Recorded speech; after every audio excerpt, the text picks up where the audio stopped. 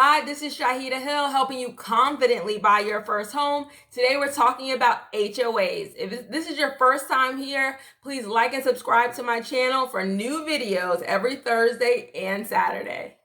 The benefits to an HOA and what are some of the disadvantages of an HOA, and how you can make the best decision if you choose to live in a community that has an HOA or a community association. So let's talk about it.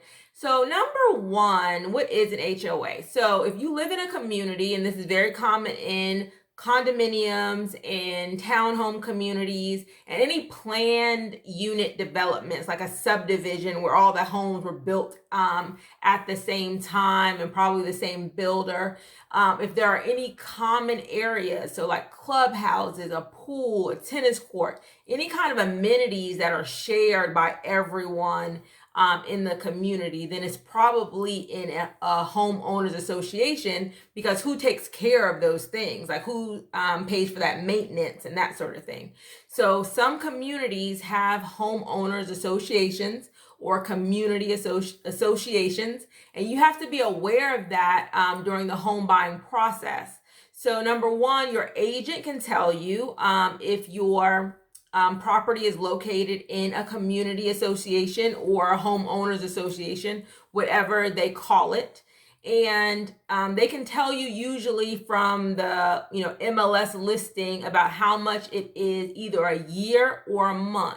So I'm going to give you 4 things that I want you to make sure you do if you are thinking about buying a home in a community association. Now, let me say this, because there's pros and there's cons. So the major pro, the reason why some people prefer to live in communities that have an association, number one would be that home values are generally better in those kinds of communities because there's a certain standard that all homeowners have to live by. So you have to have your grass cut. You can't paint your house crazy colors. You have to have a certain standard of appearance of your home and things you can do and things you cannot do. And in townhome communities or condominiums, those amenities, a lot of things are shared. So if there has to be maintenance on like the roof or the grounds, or maybe you have a fitness center or a pool, all of those things are shared. So some people just like those amenities. Some people have landscape maintenance involved, where they cut your grass either in the front or in the back. Some people like that because it's less for them to do on their property. So there are a lot of advantages to having a community association or a homeowners association. I don't know why I can't say association today. However, a lot of people will come to me and say, I don't want to be in a community with an HOA because of the restrictions that are involved. There are certain things you cannot do in those communities. So if you wanted to paint your house, if you wanted to park your car, or different vehicles in different places, there generally are restrictions in those types of communities. So that's the big disadvantage. You have to follow rules, and there's no way really to get out of it. When you purchase a home in those communities, you're pretty much, if you'll sign at closing, agreeing to abide by the rules of the association. So let me go over the 4 things I want you to be prepared for if you are considering buying a home in a community association. So number 1 is get a copy of the covenants and the bylaws and the restrictions. So get a copy of all the rules for the association. You can find this, either the seller can give it to you, your agent can find it because they're recorded documents. Your agent can find it in the county or city tax records. They can, not tax records, but any recorded documents, they would be there. Or sometimes in the listing, the agent would have already uploaded them. So that's how you would get them ahead of time. Now, a lot of times that is not available yet, or they haven't uploaded them, or you can't find them very readily.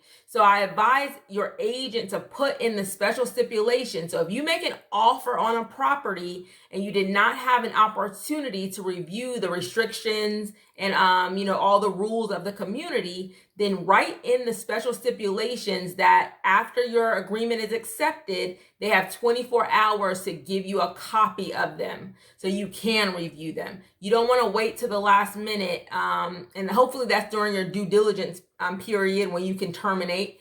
You want to get those, all the documents within 24 hours so you have time to review them. So make sure, number one, that you get the documents. Number two, know the amount that you have to pay. Okay, so I want you to know if it's a yearly amount, how much you have to pay. If it's assessed monthly, how much you have to pay. And either it's going to be usually monthly or yearly. Sometimes they'll have 4 times a year or 2 times a year, but you want to know what it is and how much you have to pay, because that amount gets calculated. So say you're pre-approved for $300,000 and the lender doesn't know where you're going to buy a home. So when you're under contract, that lender is going to ask you about the HOA. How much is that HOA fee? And so say you're under contract for $300,000 and they approved you for that, but the HOA fee is $300 a month. You may no longer be approved, because that's going to increase your mortgage payment. Even if you're paying separate from your mortgage, that lender's only approved you for that amount. So say a monthly amount of maybe $1,400 or $1,500, that automatically increased your mortgage payment another $300. So you may not be approved for that amount of homeowners association fee. So you need to make sure that you have those numbers. You can ask your lender ahead of time, well, if the community has an HOA, how high can I go? So they may say, instead of $300,000, if the HOA is about $100, you probably need to stay at $285. So you want to just make sure that the HOA is not going to stop you from purchasing a home, especially a lot of condominiums that have sometimes higher HOA fees. The house may be $200,000, but then the HOA fee is $500 or $600 a month. So that's going to drastically increase your monthly expense. And all of those expenses are what the lender looks at when they're trying to see, how much they're going to let you borrow for the house. Okay, so make sure you know that. Number 3, know what you can and cannot do. Okay, so when you're looking through, and it's a lot of paperwork, it's a lot of information, and your real estate agent may not, go through everything with you. They'll just give it to you, or make sure you have access to it so you can go through it yourself. Because if they miss something, then you're saying, well, I didn't see that. You didn't tell me that. It's really on you to make sure you've reviewed the restrictions. So here are some common ones I want you to make sure you're aware of. Number 1 is rental restrictions. Can you rent out your property? A lot of communities have rental caps, like no more than 10% of the community can be non-owner occupied, so rentals. And so if your plan is to rent it out after a year, after 2 years, if that community association is already at 10% or already at their capacity on rentals, you are not going to be able to rent out that property, and that's going to be a problem. So if you definitely need to know what the rental restrictions are in that community, and if you are able to rent, how do you go about doing it? Do you have to get it approved first? Is there a certain what's the procedure? And that usually should be written out in those bylaws or guidelines or covenants and restrictions that they have.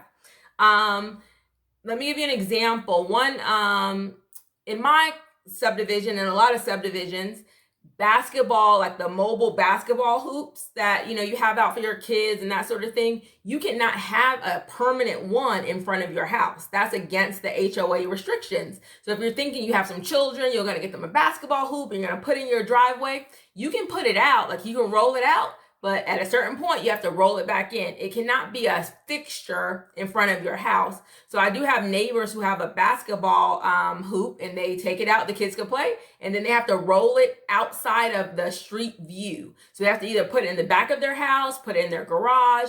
Another example, one of my clients lives in a townhome, and this is her first house, so she didn't know you cannot put your garbage can in the front. So when they're picking up the trash, you roll that garbage can out. You're either going to store it in your garage or in the back of your house, or maybe you have like a big bush that you can put the garbage behind, but the garbage can cannot be visible from the street. Another thing is pools. So say you're in a community and you want to build a pool in your backyard. Is that restricted? Because some people want to do that, but maybe the community doesn't allow private pools. So you want to make sure that if there's something you want to do, or if you have something you're thinking about, you want to make sure that that is allowed in that community before you buy this house, and then find out later you can't do that.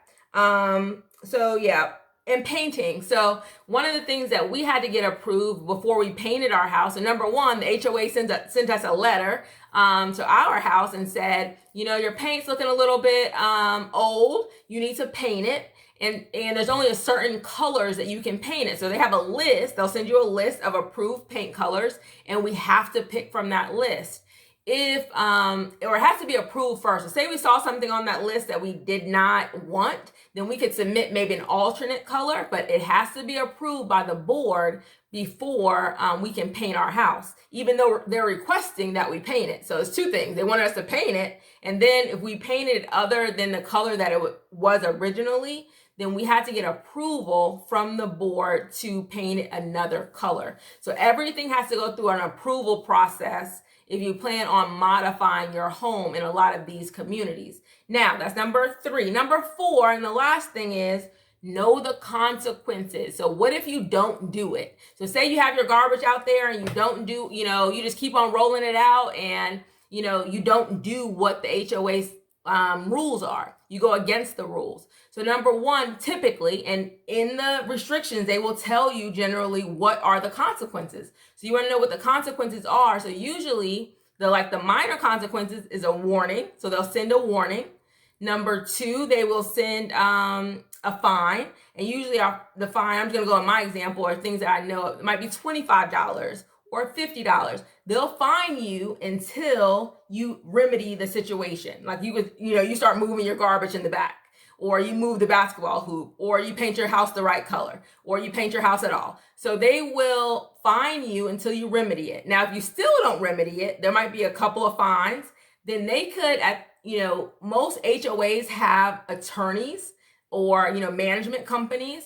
They can put a lien on your house for whatever amount they want to assess. So if they've assessed you too much and they don't think you're going to pay them, they can put a lien on your house. So you will have to pay them in the future, and a lawyer will put that lien on your house. So if you ever sell your house or try to refinance it, you have to pay that lien off to the HOA before you can sell or refinance.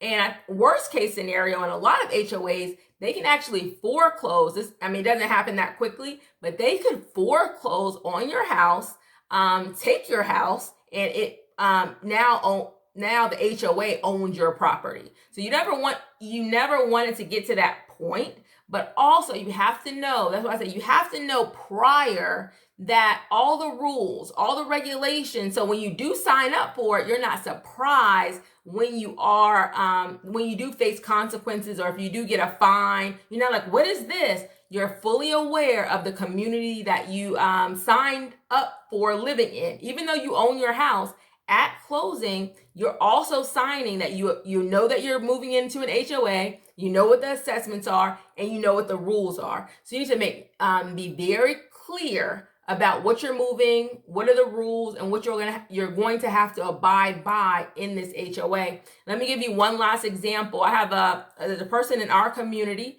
She put up a fence, and she did not get the fence approved prior, and she said she was really busy. The HOA sent her a letter about the fence, and they said this fence was not approved. It's not one of our approved fences.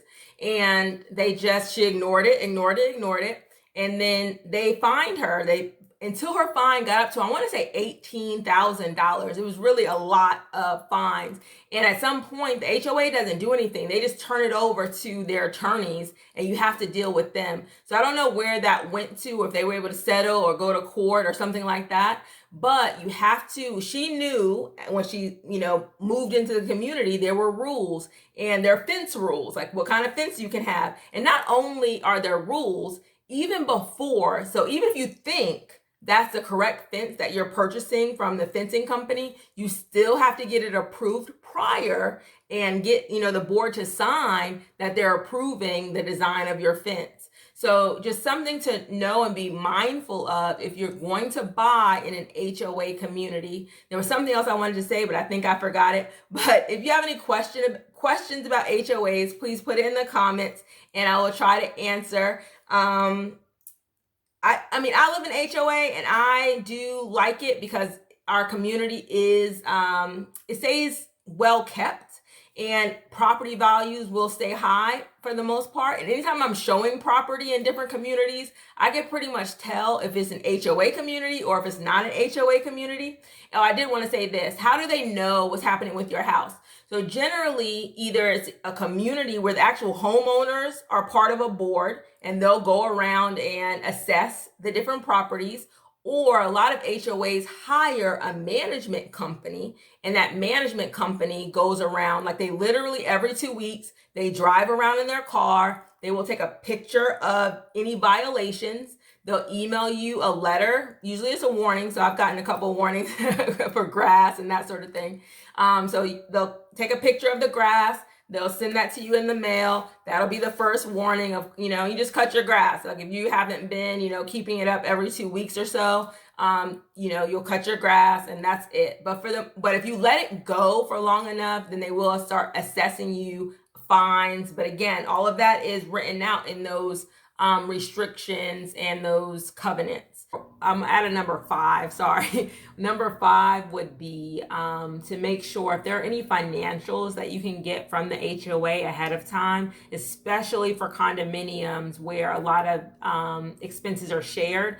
And if people stop paying their assessments, then you'll not be able to get some of the amenities that you are signing up for. So, and this will vary by state as to if the seller has to disclose these items to you, but you want to make sure that you get all the financials. Basically, are the homeowners, or are they paying their assessments, and what are the last couple of years of budget? So are there any special assessments? And again, every state has different ways of handling this, but you need to have an idea, and ideally you want to, most people are paying their assessment, so things are being properly maintained. But it is very important for you to know what is happening financially with the association as well. So I just wanted to add that in. Sorry, I had to kind of clip this together. Thank you so much. Bye-bye.